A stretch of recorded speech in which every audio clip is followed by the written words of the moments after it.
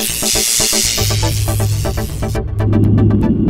edition of News Briefs is brought to you by the NLMCC, the National Labor Management Cooperation Committee, IBEW NECA, working together.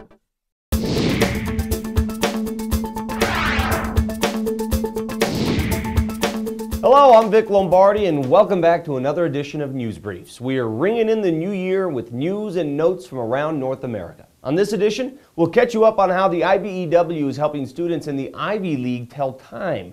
And we'll fill you in on the latest heroic efforts of a brother in Local 103. All that, plus a heck of a lot more, right here, right now, on News Briefs. In every local across North America, suggestions about ways to improve our businesses are made by our elected officials. Different locals may vary on the way these messages are distributed or heard. About a week ago, one of those messages came across our desks here at Our Power, and it's from Local 292 Minnesota. It's called What's Up, and the author is 292's business manager, Steve Claypatch. The update is part motivational speech and part manager suggestion. In the article, Claypatch outlines several points. He says, a union is like a building under construction. Each worker contributes to the integrity of the project. There are bulleted points outlining quick, painless, and easy ways to support the union on a daily basis, none of which require much time, Claypatch says.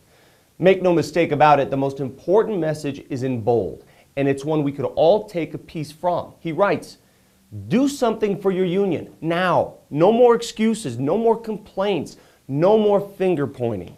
It takes guts and fortitude to lead, and Steve Claypatch is a great example of that. Thanks, Steve. The IBEW NECA team is reaching new heights with OSHA in keeping outside linemen safe. OSHA has adopted a new 10-hour safety course in hopes of eliminating injuries and fatalities on the job.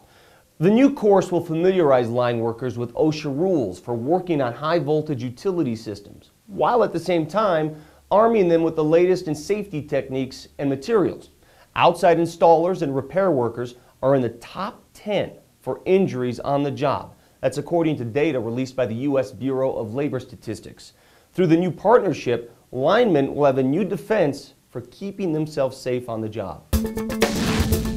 A man is dead and hundreds flee as an explosion rocks the Cambridge Tower in Boston. John Culhaney was working on the 6th floor of the 17-story office building when a transformer exploded in the basement, shooting black smoke throughout the building.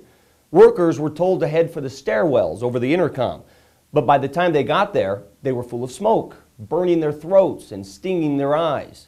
Culhaney smashed his work ladder through a 6-story window. He loaded workers down the adjacent parking garage and into the waiting arms of firefighters.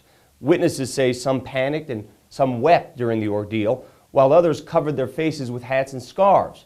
Many said they thought they would die. Some may have if it weren't for Culhaney.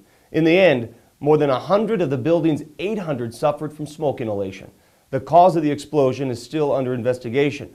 While the explosion was tragic, the heroic acts by John Culhaney brings pride to the brotherhood. Thanks, John. If the students at Cornell University ever lose track of time at nighttime, all they have to do is look up. That's because the face of the McGraw Tower is being lit by solar energy. The IBEW volunteered their time to install 54 26-square-foot solar panels on the roof of Day Hall that generate 15 kilowatts of energy, enough power to light up the clock.